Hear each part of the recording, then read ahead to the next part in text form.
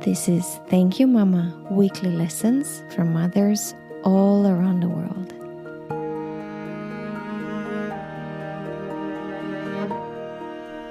Dear listeners and friends, hello. I know, I missed an episode and a day. And I do not have a good excuse for it. I think I just burned out. It's been 4 years of making this podcast, and I've poured my heart and soul into it, and I'm still madly in love with it. But it's a lot of work, and sometimes it's hard because you create these beautiful interviews and put them out there, and then there's nothing. There's silence. So I have to learn self-motivation. But I've been listening to Julia Louis-Dreyfus's Wiser Than Me, which I highly, highly recommend. And I love the way Julia talks to her listeners before each interview. So I thought, let's try this. And I wanted to tell you about the interview today. First, please excuse my sound. I have no idea what happened. I tried repairing it. I can't. I sound like I'm in a barrel, and I just don't know. And I apologize for it. Second, the interview was very, very important to me and opened some very deep topics for me. I was approached by an artist from Zagreb, Croatia called Nina Kurtela in 2022.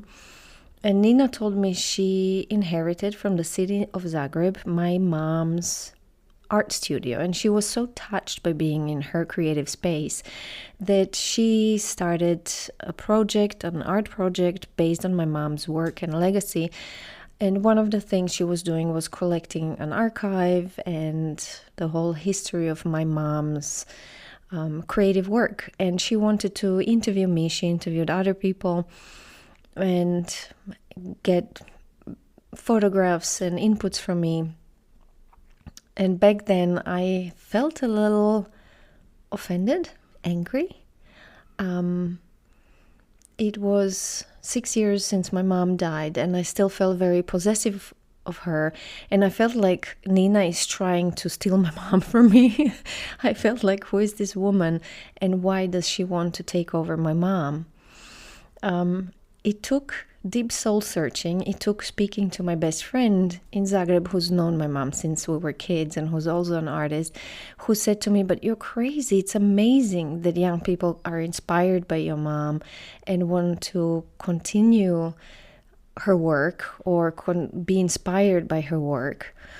And I decided it would be actually interesting to hear from Nina after all these years of researching my mom about what she has learned from my mom.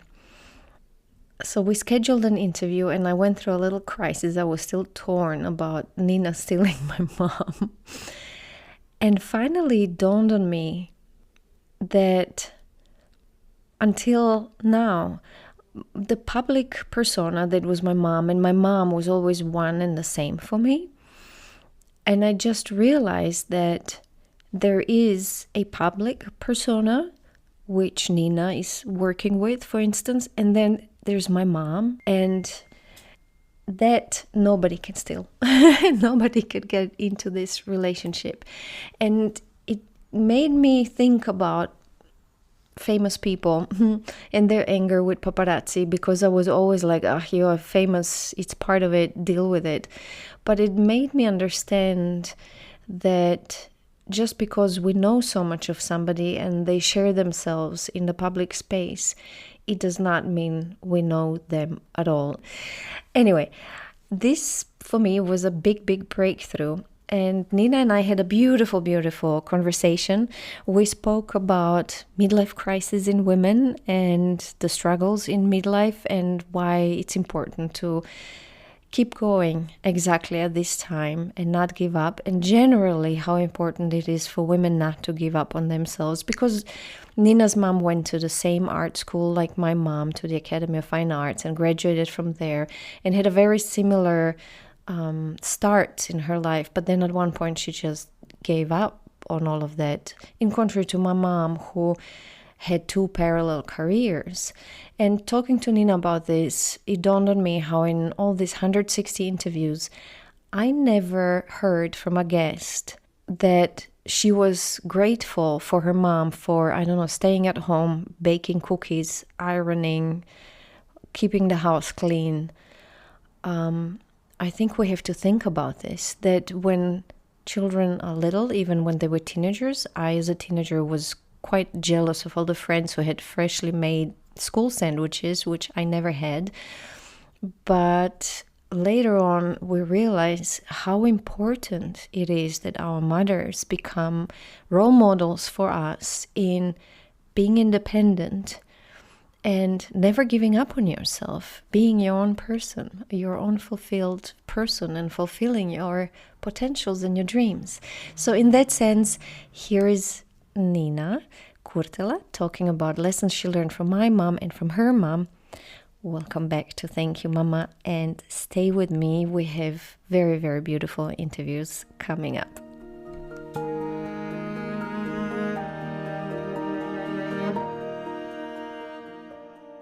Hello and welcome to Thank You, Mama. My name is Anna Tyler. My guest today is Nina Kurtela. Nina is a visual artist and choreographer from Zagreb, Croatia, my hometown.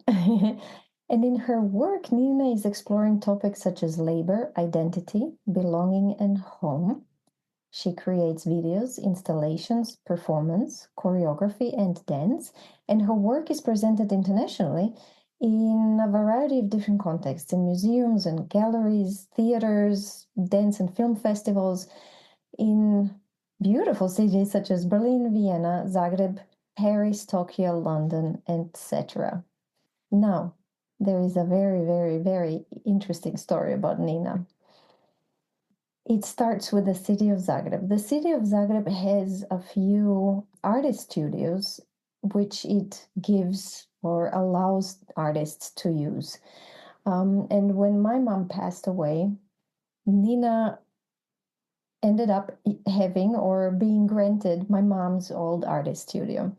And this was obviously such a big inspiration for Nina, and it touched her so much that she started exploring my mom's work and my mom's public persona, and also integrating my mom's work into her own work and connecting her work to my mom's work. But also she created a platform, artists organization called Jagoda, where artists get together and talk about their research and open up new fields of communication through their innovative art practices. Nina will tell us more about it. Nina, hi and welcome. Hi, Anna. Thank you very much for inviting me. I'm really happy to be here and to have a chance to talk about my work and also work of your mom, Jagoda Kaloper, and just to share some of like these peculiar stories about our connections. So it's really nice to be here. Thank you for inviting me. Yeah, because you are so deep into my mom's work, I was very curious about what you've learned from my mom. So this was for me the idea for our interview. I thought, this would be interesting to hear from Nina what she learned from my mom. But let's start with you. Will you tell me a little bit about your work and tell me how this whole thing happened? Yes. Well, this is really like a big coincidence. And because in my work, I'm very much... I'm very often dealing really with the context also. So this was also the inevitable thing with this particular story. Once I had the chance to actually enter this studio, which is also, I think, interesting. I think I have to mention that that was really like a matter of chance, because I'm not going to go now into this politics of studios, artist studios in Zagreb. But it was very, through the history, it was very, let's say, untransparent procedures, and it was not so easy to get one of those studios. And there were not always open calls, but it was always like you have to know someone to get the space and so on. But I bought an apartment in that particular building, and just because I bought this apartment, I found out that the artist studios are on the last floor, and that actually one of them was at the time empty, and that was the studio where Jagoda was working before. And then, because of my persistence and perseverance, and just being very boring and knocking on a lot of doors in the city of Zagreb, because it was just above my apartment and it was empty, I managed somehow at the end to receive this studio to use it as an artist. And once I entered the space, it was very, somehow we talked already about it, because you remember when I started this research of Jagoda's legacy, we reached out, me and my colleagues, to you, and to talk about also. Nina, this was 2020, maybe 2021 when we received this grant for research, and then we started to conduct different interviews with people who knew Jagoda, people who were in connection with her, also different art historians and curators and artists. And that's how we also got in touch with you, which was really great. So, we entered the studio, although there were a lot of things, you were there, I guess, and you took a lot of things, but there was still some presence of Jagoda there. There was a lot of leftover things around the space. And for me, it was not I just didn't want to erase all this presence, and just erase everything that was there and just start doing my own work. For me, it was really interesting to try to look deeper into that from one side. And from the other side, for me, Jagoda Kaloper was really very important persona in the history of, or in this context of Yugoslavian art, contemporary art, or conceptual art. And I don't know how much your listeners they know much about the practice of your mom, but it was very, very intriguing persona at this particular context in particular time. And that's why I also wanted to dig a little bit deeper. Maybe the strongest impulse was to actually look deeper into her artistic work as an artist, because I think this is important to mention. She was quite famous in Yugoslavia and in Zagreb, in Croatia, as an actress. Maybe I should just mention this shortly. So she was acting in a lot of really relevant films from the 60s, 70s, from the Black Wave movement in ex-Yugoslavia. But she was actually not trained as an actress. She studied on art academy as a painter. You know that very well. Mm-hmm. So I think her artistic work as an artist was a little bit neglected.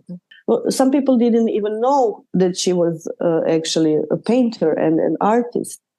And this is what I wanted to explore more. And this was my biggest inspiration, to look into this, and also just to take her as an example of a certain context in a certain time, a certain position, female position, artist female position in this particular context. It was never the idea for me to glorify her work, because I'm also not a historian or a scientist or curator. It was really very personal for me. I was there in this space, and there was this somehow presence, leftovers of her presence there, and also this legacy, which I thought it was very important, and it was quite neglected in the public, So that's how we started this research, really looking into her artistic legacy. What did she do as an artist, and why maybe she was not so famous or recognized and known as an author as herself, but more as an interpreter, let's say, acting for male, mostly male directors at the time. I want to expand a little on this, Nina, because I want to add that she was very successful as an actress. She was very praised for her talents. She won the biggest awards you could win in the movies back then in Yugoslavia.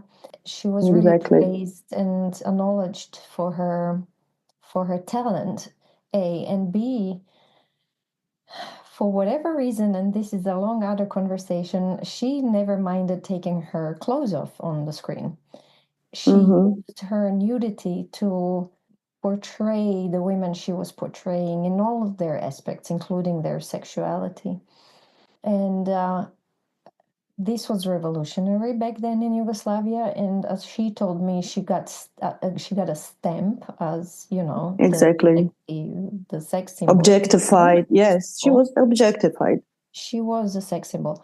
And I think that together overshadowed whatever she achieved in her artistic work, because of course people will always be more interested in a beautiful, sexy woman than whatever intellectual, creative thing she creates, unfortunately. Exactly. And this was exactly my first, the most important motivation to do this whole research and to make it more visible, to talk more about her work as an artist, because it was also very amazing and like really inspiring.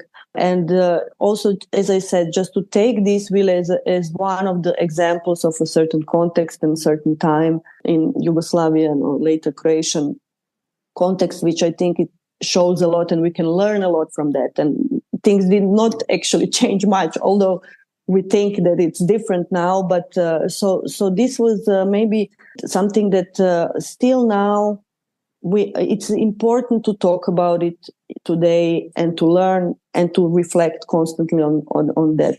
And I think it was really important to raise this visibility. So we also did this archive that is online, and you can find it on our website, and we can maybe put the link on that. Put a link in the episode, so all the listeners can see what amazing things my mom created.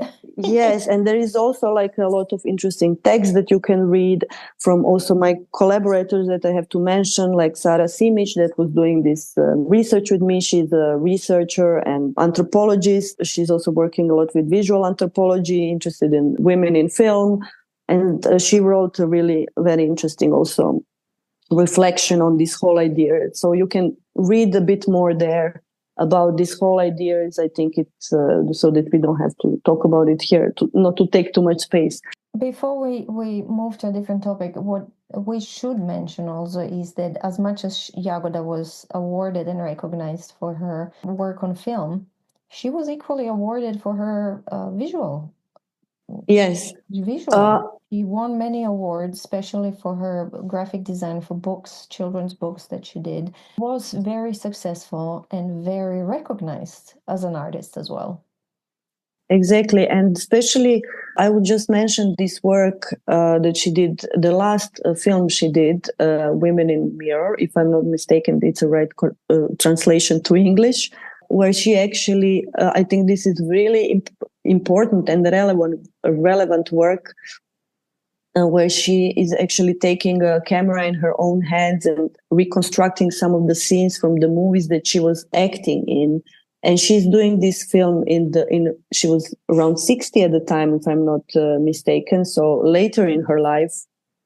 And she's getting this big award for this film in the Museum of Contemporary Art. And now this work is part of it's actually, unfortunately, the only work of hers that is in a permanent collection of Museum of Contemporary Art. But somehow it's really like rounding up this whole idea. Like she's really kind of critically questioning also this position that she was always put in as an actress and as this like sex symbol or objectified by the male gaze in a way. So I think it's really important work, and it's really great that at least this work is in the permanent collection in the museum. Yeah.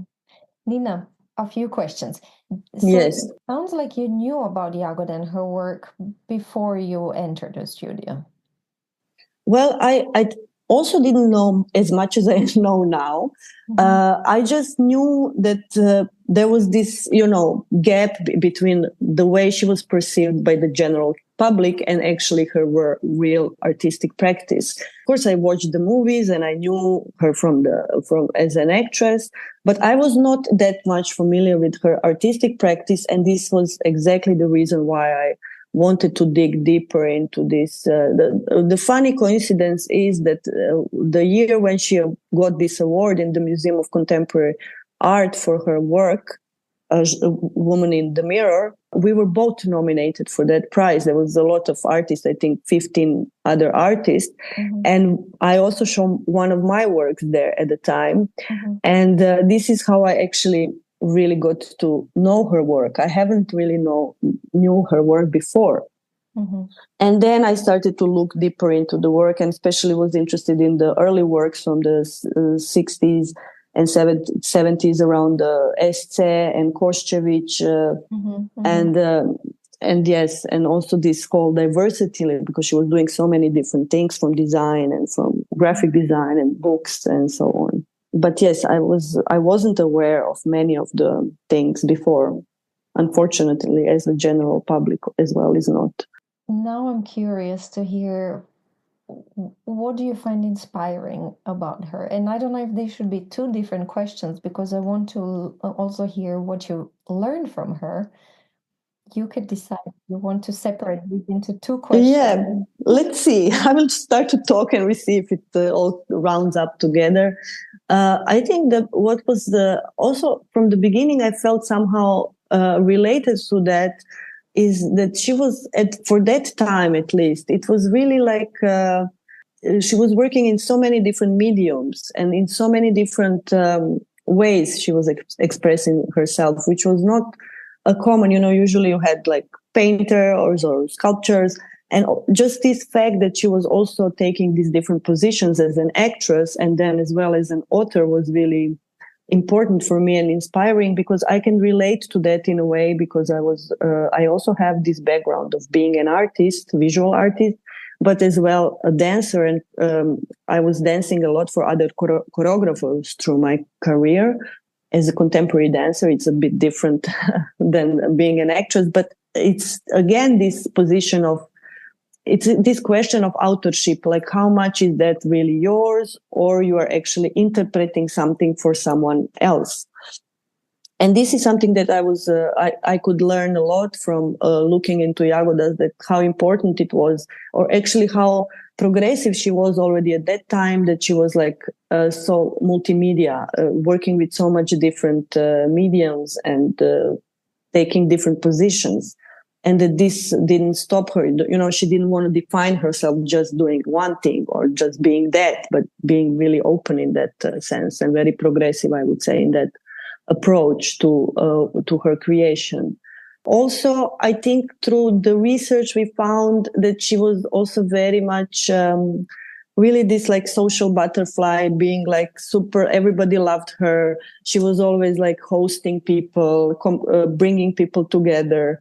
And this was, I think, maybe the most important thing for me to learn, to understand. I mean, I have the same kind of, I would say, urge to really bring this. That's why I also, when I started this art organization with this idea to open this studio space for gatherings, for people to exchange knowledge, to discuss certain topics openly and freely, to talk about the processes of the work, to basically just open this space, create this space for sharing and caring, and like bringing people and artists together to just explore their ideas and talk about things that are necessarily not visible in the final products and the work. And I think this, especially today, this like idea of a collective care and solidarity is very important. And this is what I'm trying to cherish in this space as well.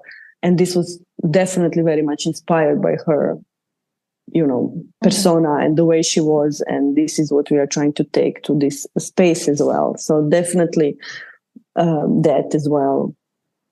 And then the third thing I would say is definitely this perseverance, and just like not giving up. And although you can even see, like literally, for me, if I don't know, maybe it's, you have to correct me if I'm wrong, because I have to be clear. I never met Jagoda in person, and this is all some kind of my reinterpretation of things that I learn and see and find as informations. But that she also had this period in the middle age where she was kind of struggling, and she was maybe not showing so much of her artwork. And then at the end of the life, she again had this big comeback in a way of making this film and so on. So it's also this idea which I'm very much concerned and dealing with as a female artist as well in my 40s now, not to give up, like to really continue, to have this like perseverance and, endurance, which is very difficult, I guess, talking with a lot of my colleagues and people around, to just keep going and really in this precarious world and unsustainable actually conditions that we are constantly working on. And that's what's also a big topic of our conversations in the space very often, because it's very common, I guess. And this was very inspiring to see that she, despite all the, hard times, and despite that she was actually, I would say, also really struggling with this perception of her as a sex symbol and not taking serious as an artist as well in some cases, that she still managed to persevere and make this amazing film at the end that was really talking about all these things and like, making it visible in a way, self-reflecting on these positions and so on. Yeah, the middle age was really hard on her because it all started in 89 when I had to have my back surgery, my scoliosis surgery, which was, I think, emotionally equally difficult for my mom. It was a very, very difficult and very painful surgery. And after that, for 6 months, I had to wear a cast and wasn't allowed to sit down. It was for us, and my dad lived in Vienna at that time, so it was just her and me. She suffered through all of this with me, sometimes I think even more than I did. And then the moment I healed, the war broke out. And the war, Yeah. and we moved to Vienna together, but then she came back. And leaving me in Vienna, we were so close. My mom and I were really like twin sisters. The fact that she had the courage and I don't know what's the word, but she was grand enough to realize that for me it's much better to continue my schooling in Vienna and to go to university in Vienna. So separating from me was extremely difficult. She never really healed from that, as I didn't either. And this started this very, very difficult years for her. There was a war. I wasn't there anymore. She was tired from going through all of this with my surgery. And she was financially, of course, as an artist in the war, it was financially very difficult for her. So I just want to picture. Yes, thank you for sharing this, because that's very important also to take in consideration as this context again. It was, I guess, how old was she exactly when the war started? 50 something or 40? Early 50s. She was, yes. She was like me now. Yeah. Yes, exactly. No, this has been crazy time and very turbulent. Also, not just emotionally and economically, but also like politically. It was very important. Like, if as an artist, if you wanted to survive, it was really difficult. And the war went on for another 5 years. And then she did this thing where she asked for a video camera for Christmas. And she started recording early on. I think like in her mid 50s, she started already doing these recordings. And we were all like, what are you doing? Why are you recording everything? So did we know that one day this will become such a beautiful film, which brought her back into the limelight. Like you said, she won awards. She traveled to film festivals around the world, but this time as the auteur, as the creator, and not as an interpreter of other people's things. So this was really amazing. And then she had those other beautiful exhibitions, the Sunset Boulevard. This brought her back to life in her early 60s, and this is so important to mention because I think it matters Museum of Contemporary Art. That was the show there. That it's never too late for a comeback. Yes, exactly, and this exactly what I mean, that this perseverance and like this courage to go on and continue and to actually do something with all this at the end, and it was just really big inspiration for me to sometimes when it's very hard, you are like, just okay, let's keep going, it's going to be worth it, hopefully one day. Are there any other things you've learned from my mom, or can we talk about your mom a little bit? Yeah, I mean, I think the funny thing is we just talk about it recently, Anna, you and me, about these coincidences that somehow connect also your mom and my mom. And this is the fact that my mom as well studied Fine Art Academy in Zagreb as well. She finished the painting department. And later on, in her life, she as well got a job at the Školska knjiga as an art director. A publisher for school books. Where Jagoda, your mom, as well was working at the same position before. So this is really crazy coincidence, but it also somehow depicts this kind of position of female artists and trajectory of the female artists in Croatia that kind of, after trying to be freelance artist, after a while have to actually find some more stable job and work in some, although I think at the time that was a really great job, at least for my mom, before the war in Yugoslavia. Unfortunately, with my mom, the story goes a little bit different. She, after the war, Školska knjiga got privatized.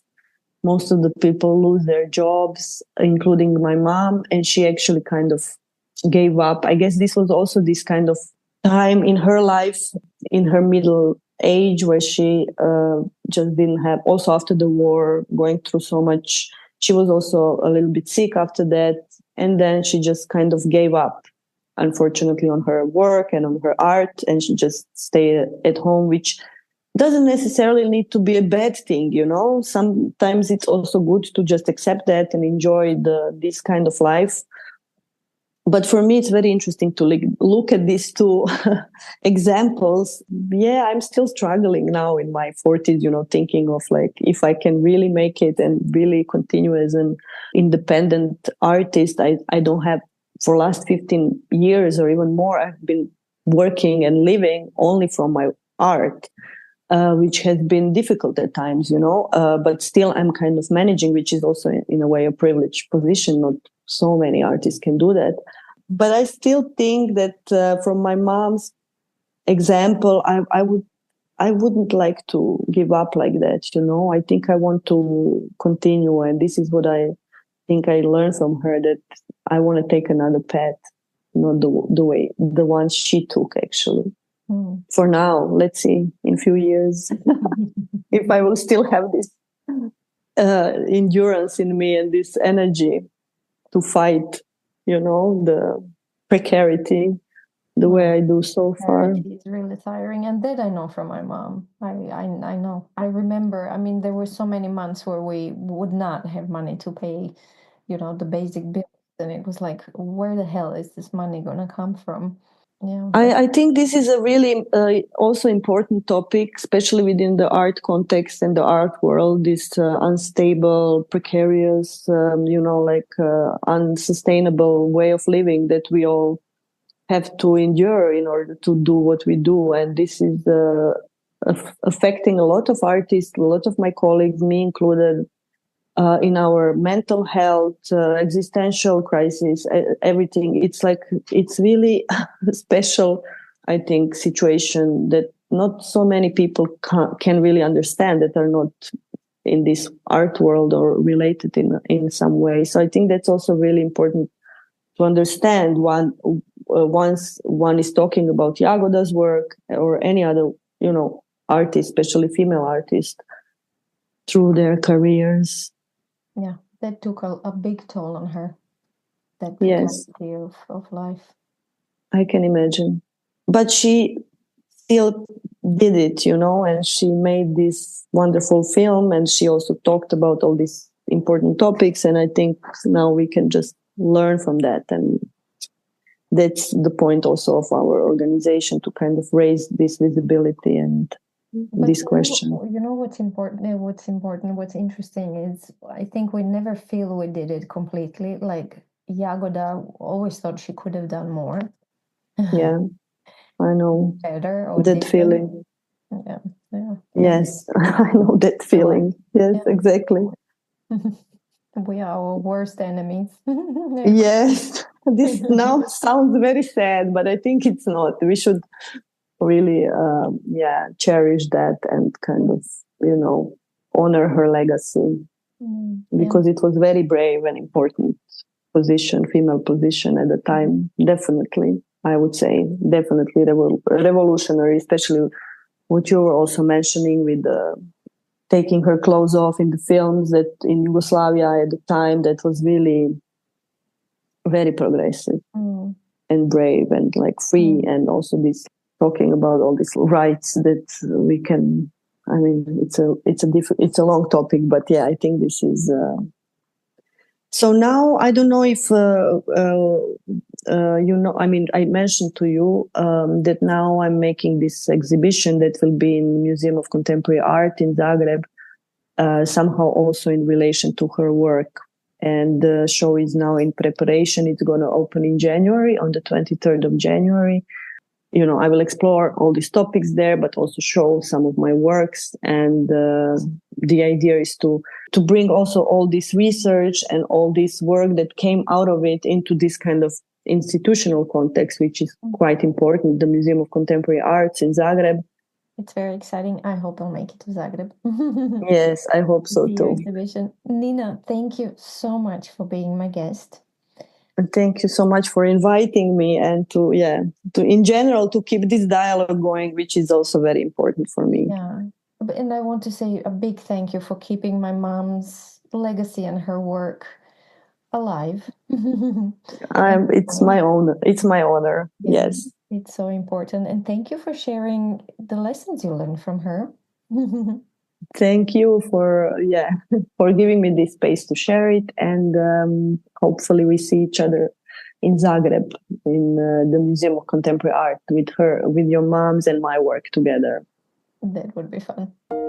If you enjoy Thank You Mama and want to help it grow, please take the 2 seconds to leave a 5-star review on Apple Podcasts. It really helps. If you'd like to get in touch, you can send me a mail at info@thankyoumama.net. You can also find me on Instagram, Facebook, and Twitter under Anna Teider, that's Tajder. This was Thank You Mama. Come back next week, subscribe, and tell your friends.